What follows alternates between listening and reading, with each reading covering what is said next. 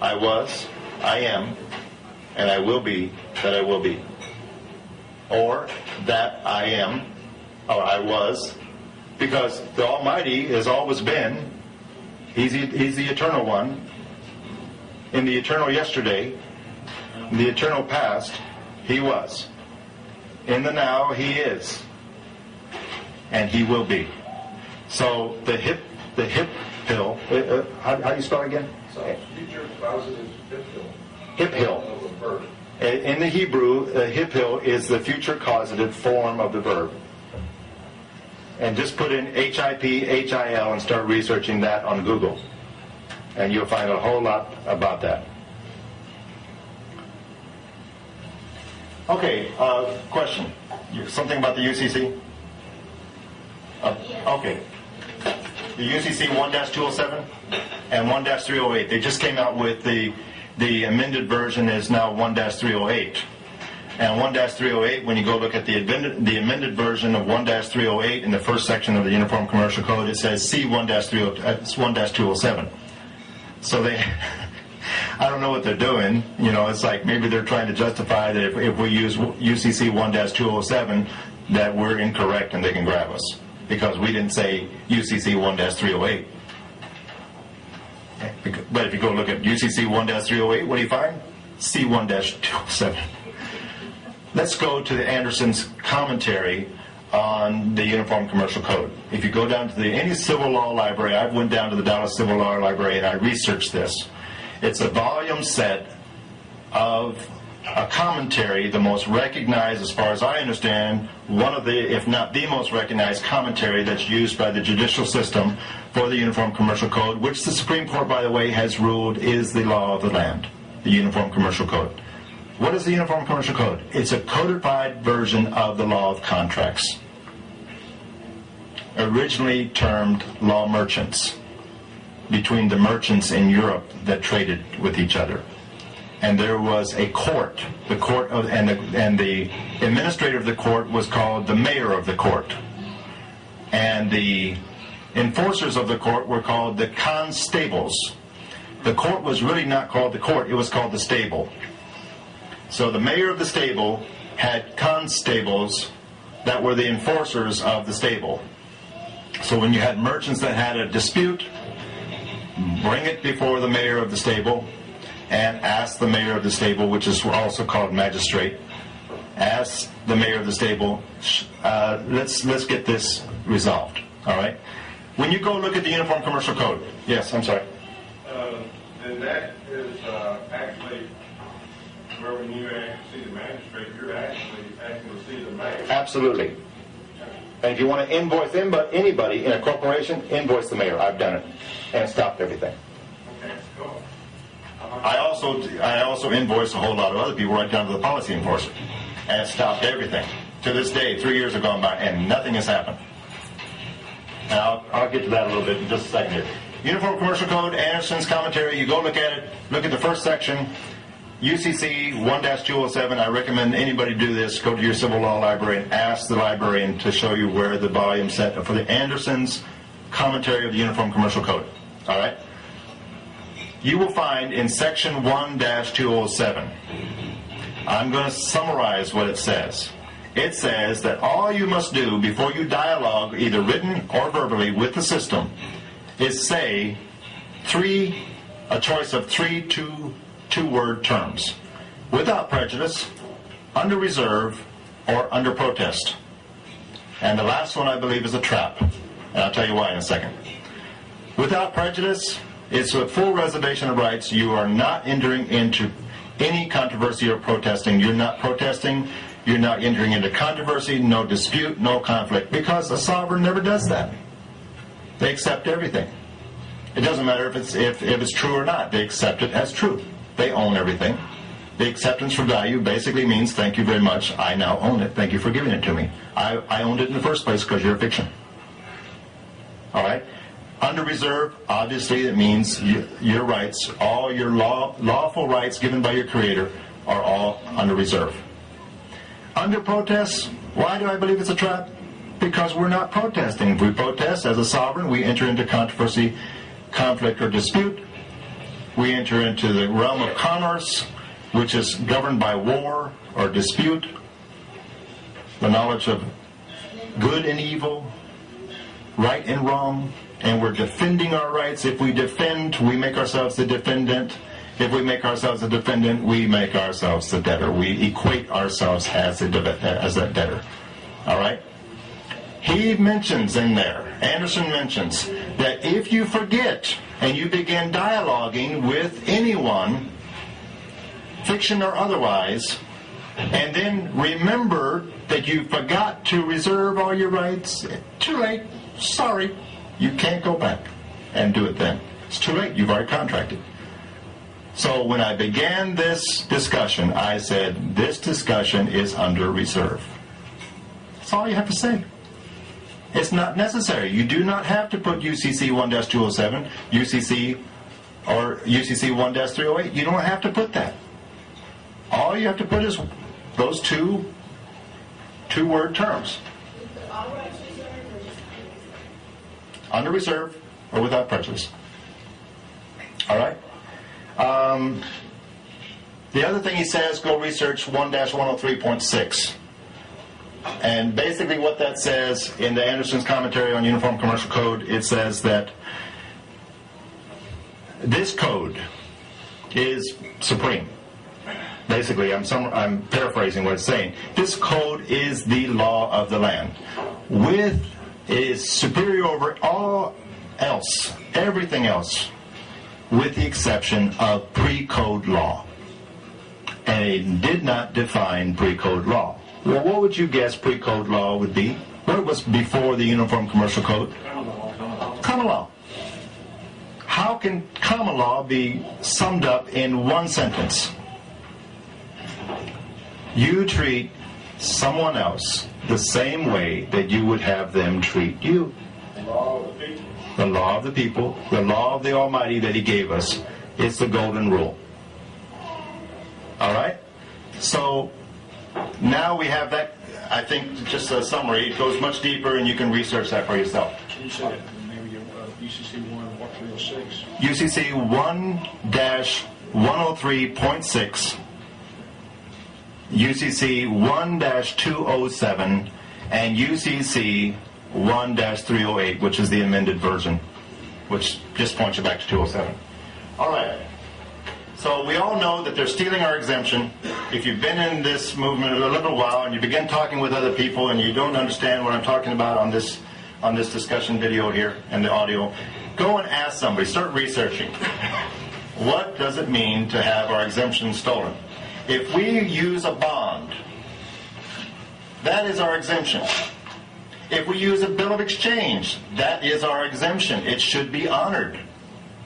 To exchange for money of exchange and giving the exemption, the discharge back over here. So if you have positive over here, you can now balance the negative. You can bring it to zero. At the end of every year, fiscal year, what happens with corporations? They want to do a statement. Where do they want to go? They want to go to zero or plus. But if they go plus, guess what? Here comes the bigger corporation and says, pay us. Pay us on what you earn. And a lot of times they'll go negative. All right? All right. So what are we doing now with what is commonly called the silver bond, which is really a declaration in the nature of an affidavit for surety act and bond. What is that? I've always heard teaching that we do not want to be surety or guarantee for the straw man's liens or levies. Why? If I, the living soul with the body, the flesh and blood body here, became surety, they could grab the collateral. The body is the collateral. Hello. They're the creditor, they believe, and we would have to prove otherwise. And we can't prove otherwise because they've taken the plea of innocence away. And we can't prove a negative, so we're either guilty through not guilty because we can't prove a negative, or we're guilty through no contest, Nolo contendere. So what are we doing now? What we're doing is we're going over to this side and we're taking the treasury over here and we're saying with 21 silver dollars, and Walter Check is, I hope you don't mind me using your given, appellation there. Walter Check is the one that has really developed this, and he's had help. But really, it's the Almighty that he's been listening to by the Spirit of the Almighty. He's gotten revelation of how to put this together. Sir David Andrew was the one that Sir David Andrew really came up with it, and maybe before that, maybe he got it from somebody else. I don't know. But so if they're dishonoring our exemption by whatever form that we do, and they come back and say you owe us after stealing our exemption, it's happened to me many times. It's happened to me a year ago with over 33K worth of instruments. That there was no compensating balance account with promises to pay notes or units. And I was writing my exemption and saying, go, and here's the voucher over here, the straw man, use it. Well, they stole my exemptions. But I learned something. I learned something how to protect myself.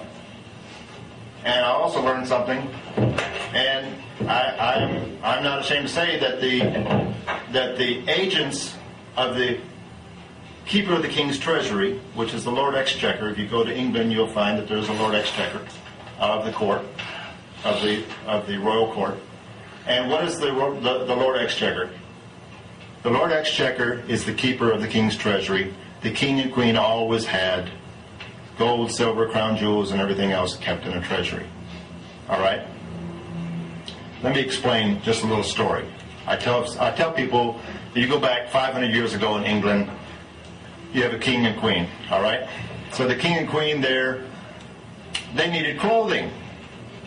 What would they do? They would put out a royal warrant, a demand proclamation to have one particular tailor out in the marketplace come and be the royal tailor. So here comes the royal tailor with his bolts of cloth, all the best cloth, and the measuring tapes, and his assistants and everything. They measure the royal family's bodies, etc. And they go back in the marketplace, make all the royal clothing, come back, do the fitting, and it's all finished with, and they just love it. All right? How does that royal tailor get paid? They're over on this side. How do they get paid? Does the Lord Exchequer, the keeper of the King's Treasury, go to the treasury and say, let me see, I'll take a couple of these crown jewels here, I'll take a little bit of this gold doublets or here, and I'll take some silver here, and I'll go and pay? No. What are they operating on over here? Get instruments. Joshua said, bring me a coin. And what did they bring him? A worthless piece of metal. It wasn't gold, it wasn't silver. Whose picture is on the coin? Caesar's, the queen, right? So, or the king. All right? So, it's just now, we think it's valuable. Why? Hello? I don't know why. We just think it's valuable. We use it as a medium of exchange. But it really goes back to promise to pay, promise to pay, promise to pay. Everybody's promised to pay, and buries deeper and deeper and deeper. And these people over here, the living souls over here that were born into the world with nothing, they go out the world without anything, and their flatulation stinks like everybody else's flatulation. They are saying, we're going to make you deeper and deeper and deeper debtors. All right? And that's why they keep on doing it, and we become deeper and deeper and deeper over here. They've taken our gold and our silver. Where did it go? Where is that gold and silver of our forefathers in this country? Do we know? Can we access it? Are we the rightful title owners of it? Or is it some fiction? There you go. So we can hold a little bit. But if you start accumulating a whole lot, I'm telling you, they'll come and knock on your door. So as collectors, we can collect. But we can't hoard that. We can't use that as a means of saying we are wealthy. All right? But the 21 silver dollars here, this 21 silver dollars, they recognize when we have that 21 silver dollars that we are not bankrupt. We are not that bankrupt corporate fiction name. And that's what the silver bond is all about. The silver of our own little treasury becomes the collateral, not the body. And it shocks them because they are looking for a crown right here. That's the only royalty, that's the only sovereign that they recognize in this whole fiction system. And here comes a crown out here and says, hello, I'll pay for that copyrighted, that deeded copyright intellectual property. That's mine in commerce. And I have lawful money to pay with. If you'd like to get this lawful money, here's what you have to do. Answer these questions, point by point by point. Sign under the penalty of perjury with 3 witnesses. And by the way, if you don't do it in a certain period of time, you are completely estopped. And the estoppel language is in there, which means they are frozen. They can't do anything. Under the 72-hour rule, Truth in Lending Act, Regulation Z, if they don't answer, there is a contract. In 7 days, 4 more days from that 3 days, they are in default. 3 more days, a total of 10 days, summary judgment. Summary judgment. And you can go forward with involuntary bankruptcy on that corporation as a creditor. Yes? Yes? And you respond to it within 3 days, but let's say 5 o'clock in the afternoon instead. And you respond by mail and it's the date of the survey. Are you still considered within the 3 days? That's a good question. I believe it's business days. Can you repeat the question? What the question is are the weekends counted, or holidays, weekends counted as? No, the hour. The hour. Or the hour? Yeah. Well, if the evidence, if the reason of the contract is, let's say, at 1 o'clock in the afternoon. It's stamped that you signed for it at 1 o'clock. Right, and you respond by mail. The time that it was stamped. So if you respond 2 hours later, you are out of the 72 hours. That's correct. But let me ask you the question. Are you a fiction? No, sorry. You're a sovereign. Did you attach your invoice? No. Did they use your copyrighted copy claim if you have a copyright copy claim? Yes. Yes. Can you attach the invoice for 1 million silver or 2 million, 3 million, however many counts of violation? Yes. Now that's where I'm getting to here. All right? They're going to steal our exemption. How do we hold their feet to the fire? I'll tell you how I did it. I did this 3 years ago, and it worked. It worked. I was presented by the city of Fort Worth, Texas, one of their policy enforcers. I was presented with a ticket. What is a ticket? A citation. What is a citation? A debt. They're saying, here, a bill, an invoice, whatever. Warrant means demand for payment. It doesn't matter. They all mean debt. All right? Are we the debtor? No. Who are they talking about? That name. If I sign the name without bicolon, I'm saying I'm not the agent. I am that name. I'm a thing. They got us. Contract. Okay? Now, what did I do? I attached my invoice to the policy enforcer. He used my deeded copyright. Thank you very much. Here's your $1 million invoice. I got his name, his badge number. I was very polite. He had a gun on his hip, you know. But he wanted to do business with me. It was in the public record, had been there for some time. And everybody in all of commerce should know. If they don't know, it's not my fault. It's in the public record, so everybody should know, especially the public servants, that if they want to use that name, they're going to pay me what it says in that contract. They accepted my offer. He accepted my offer of contract. Thank you very much. I appreciate that. Here's your invoice. Okay, the municipal court clerk, a couple days later, sends me a presentment. What's the presentment? You are required to appear. Who was required to appear? Me? No. The name, the fiction. But I didn't care. I'm not going to dispute that. I just said thank you to her too. And Rice told me, I said, can I invoice anybody else? He said, invoice anybody you want with that corporation. The mayor too? Yes. Oh, okay. I invoiced the mayor. I invoiced the the sheriff, I invoiced the municipal court judge, I invoiced the municipal court clerk, the city manager, and guess what? What happened? I had like $6 or $7 million, I don't know, I can't remember, maybe $8 million. I think it's $7 million over there in the city of Fort Worth, and I haven't heard a thing. Not a thing. Until 6 months later, from the city of Arlington, some third-party debt collection agency, ABC debt collection agency, sends me a demand for payment. That corporation charged it off in the charge-off mark. They got paid one way or the other. But guess what I didn't do? I didn't move forward on collection. Now, how can I collect? Are they going to pay me $7 million of silver? Or a 24-to-1 ratio, as lawfully stated that they are if they're going to pay in Federal Reserve notes? Did they pay me? No. Can I collect? Yes. I have a summary judgment to this day. There is no statute of limitations for fraud.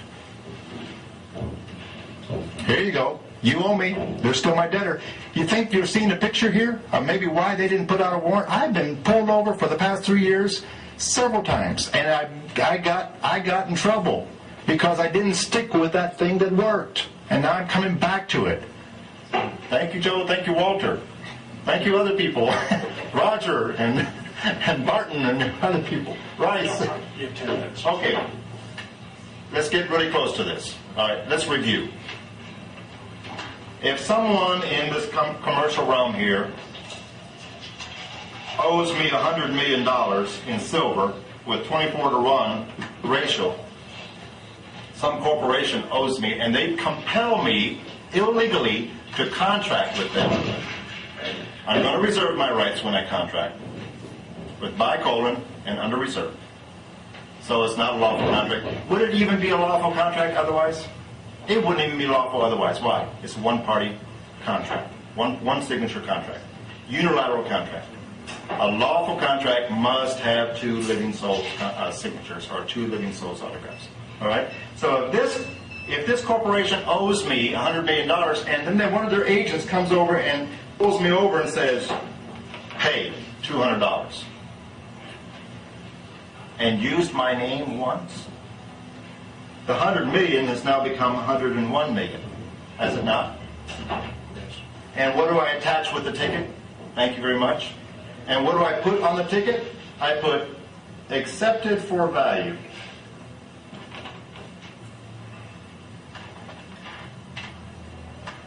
That's all you have to put is accepted for value. And I put a little sticky tape on there and say, "Please adjust my account." Right? Isn't that what we're supposed to do in commerce? What do attorneys love to do? "Hello, I've got a question." 2 minutes later, the question's answered. Right? What do we get in the mail from the attorney's office? A bill, an invoice, or a fax machine. They just bury us in invoices. If I go down to the city of Dallas and I put a couple quarters into that parking meter and it expires and I come out, what's in the windshield wiper? A bill. They're saying that I'm the debtor. And I'm saying, wait a minute. I accept that. I accept you're saying that I'm the debtor. Whether it's true or not, I'm just accepting it. When I accept it, I own it. I'm the owner of the whole system anyways. I accept it for value. I attach my bill for how many infractions, how many violations were used against my copyright copy claim. And now what goes back? Am I disputing anything? Am I arguing anything? Am I protesting anything? I'm accepting it. I'm saying thank you. Here's a $1 million invoice to you. Thank you very much for doing business with me. And what do? I keep on burying them. Keep burying them. And I am now going back to this. I've done it. It works. I'm not advocating that you do it. You do what you want to do. Count the cost. But if you believe in who you are, you know who you are, it doesn't matter what they do. They can scream and shout and be frivolous little children out there with all their arguments and saying, all their codes, rules, and regulations. All their language, it doesn't matter. You ever noticed a true monarch in the world? What do? How do they act? Protocol. Royal protocol. Royal language. Somebody starts screaming, somebody starts shouting. They're just calm, cool. They have all their servants do their fighting for them. The Prime Minister, the Army, the Minister of Defense, and all this, secretaries, whatever. They don't do anything except for royal protocol. They own everything. That's really how we should live. Stay in honor. What happens when a monarch out there in the world, in the history of the world, goes into dishonor and becomes wicked and begins to oppress the people, killing the people? Eventually he's taken out, or she's taken out. They're going to put somebody in that office, that corporate fiction office, that is a good king or a good queen. All right? Any questions about this? When you send that back and say acceptable value, and you also send them a bill. Absolutely. My copyright. Here's your invoice. Here's your invoice. Isn't that beautiful? Don't you think it's You don't beautiful? send a copy of your copyright. You can if you want to, or send a copy of a UCC filing that references where your lien is with that corporate fiction name, your straw man name. It's referenced that it's filed, recorded with record number, file number in Dallas County Clerk's Office, Dallas, Texas. And let them go find it. They're supposed to do their due diligence anyways. And if they don't look in the UCC, that's not my problem. They have to do a UCC 11 search and find out in the world of commerce, to all third parties out there in the world of this debt monetary system, who is the creditor, who is the debtor. And if you put that you are the creditor in the world of commerce, hey, you better have a contract with who you say is your debtor. My straw man is my debtor. My corporate fiction name is my debtor. And the secured party is not me. I'm me. That name is the... Look in the UCC form. A secured party, what does it say? Last name. If it says last name, that's a fiction. Doesn't matter how you spell it. I don't have a last name, like I began this discussion with. I don't have a last name. I have a family name. Right. I don't have a first name. I don't have a middle name or a middle initial. I have one given appellation. Okay? In that particular situation, David, you're saying that since you've already billed them prior to this particular ticket you received, you just tell them to deduct it from what you've already billed? Absolutely. Please adjust my account. Here's the bill. They owe me $101 million. It's on record, in the public record. They owe me, and now there's another something that's going in. That invoice is going in. It's attached, UCC 3, and it's been recorded. And by the way, if you can't get it into your county record, if your county clerk is dishonoring all this, keep it with the public notary. Just have it on file with the public notary that's friendly with you. Keep it on file. That's stamped. And make sure that you have your bicolon or your initials or whatever down at the bottom here, and the seal right here, and the copy claim over here with a hyphen separating your document. Front and back. Front and back. Yes, go ahead.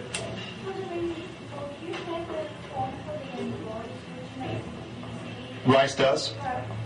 Go look at Rice's book that he's passed out. I think he sells it for $10 or whatever it is. He has an invoice in there. You're the sovereign. You make any invoice you want. It's not wrong. When you demand payment. Now, I did this without silver 3 years ago. There was no protection of this body. They could have grabbed the body, except they saw that in commerce, on this side, and the debt monetary system of the world, hey, who was the bigger debtor when I did that? They were. They give me a $200 ticket, and I give them $7 million invoice in silver. Excuse me. I did demand for them to pay silver, but I didn't. I was not. This body was not bonded with 21 silver dollars at the time. That's okay. They didn't know. It is bonded now with 21 silver dollars. Yes. So if you write a bond and then If you're going to ask the question, please. Yes. The microphone. Or Either that. Go ahead and ask the question. I'll repeat it. because these people all over the country want to know what's being asked. Okay. if you write a bond that doesn't have the 21 pieces of silver in it, are you saying it's still honored? It may be honored. The majority of times we're finding that exemption is being dishonored. That's our energy. And the straw man is the voucher for that energy. The straw man, okay, the question is, if we write a bond, thank you, if we write a bond that does not have 21 silver dollars in our possession stated in the bond as the collateral for whatever they're asking us for, is that honored or is that dishonored? The majority of the time it's dishonored. They're stealing them right and left. And they're getting the debt instruments in the form of units electronically, digitally. Electronic funds transfer goes into a computer. When you go to a bank and you have $1,000 in your account, do you ask to see your $1,000 and have them go back and get a box and say, count it out for me, I want to see it? No, they just turn the computer around and you see 1,000. It's just digits. It's all fiction, right? But that's a very good question. That's a very good question. Now, when we use the silver bond, I believe that what we should start doing is saying, this silver bond is for me. It really is the declaration of a sovereign that separates us from the corporate fiction straw man. Now they're stuck because they can't take the silver bond and go collect from this Secretary of the Treasury. That's a different crown. This is a different crown outside this whole fiction system, you see. They can't go collect with that silver bond. They have to collect with a bond where the voucher has a number. It's a straw man number. It's a corporate fiction number attached to our name. It's our last name of our straw man, corporate fiction. That is our bridge into this sea of commerce. This is all matrix. We have to have a bridge somehow. There has to be a connection. It's like a cable being stuck into the back of our head and plugs us in. Okay? That's the straw man. All right? So what I think we should start doing, and I haven't worked this out yet, and maybe we can start doing it, because we want the corporations to continue going. Now give them the bond without the silver. It's a promise to pay. Let them go get the payment of units in the debt monetary system over on this side. Now they can take that, and they're going, whew, you know. Now they don't have to do whatever they do, and whoever the head of the corporation has to pay it, or the judge has to pay it, or the attorney has to pay it. And what are we doing? They're starting to see that we become righteous sovereigns, that we are righteous kings and queens in this earth. And we're saying, here you go, we will allow you to discharge what you charged. You charged us something that wasn't right. It wasn't us in the first place, but we'll let you keep on existing, and we'll help you keep going to keep this commerce system going. Here you go. Go get your electronic funds transfer and the units transferred back to discharge it. Yeah. In terms of time frame, when you talk about that, do you recommend sending both together, or send the silver bond first, wait 3 days, send the other bond? In terms of executing this thing? We haven't worked through that yet, but I believe that what we can do, what's going on now, which is so exciting, is this fiction system cannot step outside the fiction system and come over here and demand silver. They can't touch that silver. They can't touch the silver that's being held by the crown over here. All they can do is ask for the pieces of paper or the units that represent the pieces of paper promised to pay. So now, if you walked up and you handed some silver dollars to them, they'll take them. They'll steal them from you. Now, but if you ask them or tell them, hey, no, you don't ask, you never request, you tell them, you declare, come and get it. Here you go. It's right here. By the way, you have to do this, and do this, and you have to come out from behind the corporate veil in your living soul capacity, and you have to come and demand these 21 silver dollars. And they can't do it. Under bankruptcy, they can't do it. And they won't do it. They won't. And we're allowed to have 21 silver dollars. If we have 21 silver dollars or 20 silver dollars plus, we are non-bankrupt. They're bankrupt, we're non-bankrupt. Yes. Okay. So we keep on running. Just go on and...